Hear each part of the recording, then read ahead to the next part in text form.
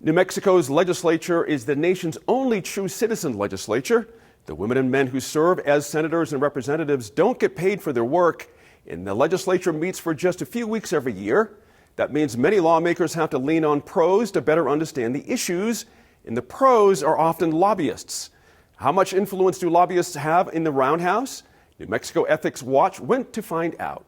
Here's NMIF's senior producer Matt Grubbs with Kathleen Sabo, who leads the group. Kathleen Sabo, thanks for coming in. We appreciate it. You're welcome. So the 55-page report, lobbyists and their outsized influence in New Mexico. You found that it is a profound influence. Just explain that to me to start. It's profound in a couple of different ways. It's profound because it permeates everything up in Santa Fe during the session. It's profound because of the level of spending, which includes contributions and expenditures by lobbyists, and it's profound by the impact that it actually has. We talked a little bit about, as we were sort of chatting about the report, about the fact that this is a citizen legislature. Mm-hmm. There aren't professional legislators, at least not in name. What does that mean for how lobbyists interact with the system? Well, it means that there's a great dependence on lobbyists as experts in a lot of ways, because staff comes in seasonally, they do their best, but they're not experts on a particular tax matter or a housing matter or a banking matter or, cannabis. And so the lobbyists are there to offer their expertise. It's a huge way that it impacts a citizen legislature. And legislators are willing to lean on lobbyists or to go to them? One thing to understand, and I worked up there at the Capitol, and other authors of the report, Dee Dee Feldman was a former senator, Tony Ortiz worked up at the Legislative Council Service. So we all understand it's a collegial atmosphere. It's a great atmosphere. It's a homey, sort of folksy atmosphere, and everyone knows each other. Like if I go up there tomorrow, it'll be like going to a high school reunion. It'll be fun. And so there's just this informal, more than anything, hey, come on in. Come on into the office, explain this to me. I'm having a little trouble grasping it. Might happen fairly frequently. So it's not, it might be calculated, but it's necessary and it's helpful. Okay. Is it illegal? It's not illegal. No. That's the thing to understand. I mean, what we report in this report is going on in plain sight, and for the most part is totally within our pretty lax lobbying laws.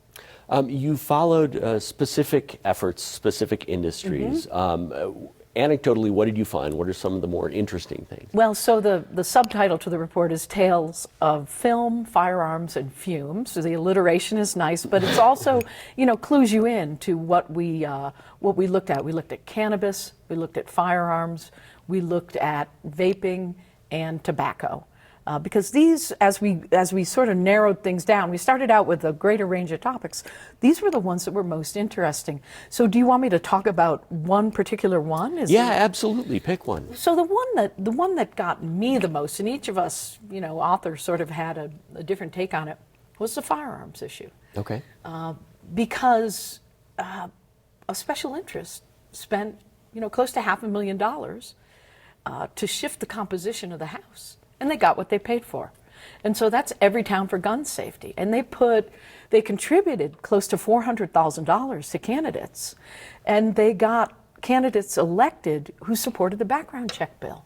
And so it passed overwhelmingly in the House, which emboldened the Senate. It was a squeaky, vote in the Senate, 22-20. But the background check bill passed. It had failed consistently. Sure. But and the tide had to be right. I mean, I don't think any group could go in and say, I'm going to spend this money, I'm going to change the composition of the House. I mean, there was a public, outcry for some kind of gun control by a lot of people, not by others, but by a lot.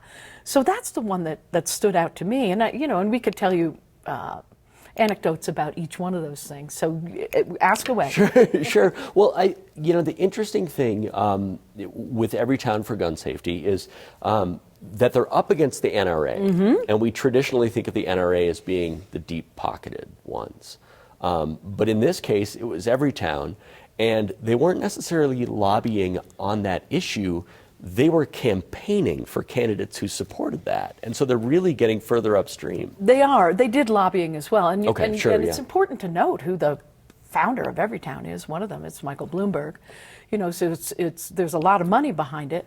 The NRA took a different tactic this time. You know, they're deep-pocketed, but they chose to use local actors, and I don't mean actors in the sense of, you know, people who do plays Thespians, or movies. yeah, Right, exactly. thespians, right. But officials, the Sheriff's Association, to come in and vehemently and vocally oppose the background check bill and say, we're not going to enforce it. This isn't going to happen. Not in my county, not in my town, not whatever. And then actually after the fact to say we're not going to enforce it. And then there was a nice little action by the Attorney General saying, of course you are. But that, you know, and the other thing, so they did that. The NRA brought in people to take action and to try to rally. But Everytown did that as well, in a sense that they got moms demanding gun sense, action on gun sense. And I'm sorry, I know I sort of mangled that name. It's Moms for Gun Sense or something like that. Sure. They knocked on doors. They knocked on a ton of doors. So there was multifaceted effort going on in the gun control area. Okay. As sort of an offshoot of that effort, we've ended up with a much more progressive House of Representatives. The kinds of people who were supporting this legislation, at least that Everytown identified, also support more progressive things. Right. So it's an interesting offshoot. Sort of the conventional wisdom, right, of lobbyists is that they sort of thrive on inside knowledge, and they're always standing outside the committee room door and, you know, grabbing a legislator. Is that still how it happens? It's how it happens in a lot of ways, and we describe how that happened with the tobacco-related products here in our report, where there were last-minute changes in a conference committee to taxation of both cigars and vaping products, and that couldn't have happened if people didn't know how to play that game. And to interrupt a little bit, a conference committee is after a piece of legislation has passed both houses. Yes. And it's the last step before taking it to the members and saying, okay, this is what we hashed out. You all agree. Great. It goes to the governor. Yes. So there's very little public input at this point. Right. And there is usually an opportunity for people to review, but this was last minute, which is how a lot of things unfortunately happen up there. And a 17-page report that came out about an omnibus tax bill that a lot of people didn't have the time to read. And so there it was, you know, taxes on vaping products reduced from 25% to 12.5%, taxes on cigars, any price of a cigar, any level of cigar, 50 cents cap. Okay. So that's, you know, that was lobbyists who knew how to do things at the last minute and get what they wanted. Sure. Is that necessarily bad? I mean, there are lobbyists for everything. You know, we think of sort of the quote-unquote sin taxes on things like alcohol and tobacco. But there are lobbyists for, you know, for social programs, for, you know, early childhood education, all sorts of stuff. How do we, I guess, how did you find the public conceives of lobbyists or lawmakers conceive of lobbyists? And are we getting it right? You know, surprisingly, and I'll tell you this, I went and spoke with some of the staff I knew up at the Roundhouse sort of off season. What do you think about changes? And they said, things should just stay the way they are. It's working great. So that's how that, you know, and I'm not going to identify particular people, but I was a little surprised by that. I don't know what the public thinks. You know, we did a Facebook Live video. I talked about Everytown, and I said, what would you say? You know, oh, that's business as usual, or be like, what? How could they do that? Or it's okay if it's my cause, you know. So I don't know what how the public perceives it. I mean, it's been such a part of our system. And you and I spoke a little bit. I mean, there are great efforts now to reform the New Mexico legislature, and this is you know, part and parcel of that. You know, how do we professionalize things? Can we reduce the influence of lobbyists? And we say yes, we can. Yeah. One of the issues that you identified was the revolving door. So we have a citizen legislature. They receive per diem, reimbursement for miles, things like that. And sometimes that can be substantial, but they're not paid professional legislators. They're not full-time. And as you said, really neither is the staff, with a few notable exceptions. So we oftentimes see staff or former legislators, returning to the Capitol as lobbyists. Is that something that should be regulated? Is it something that's an issue? We think it's an issue because, think about the level of influence, the outsized influence, someone you've just worked with, you've been a compatriot to in the legislature, all of a sudden they're at your door.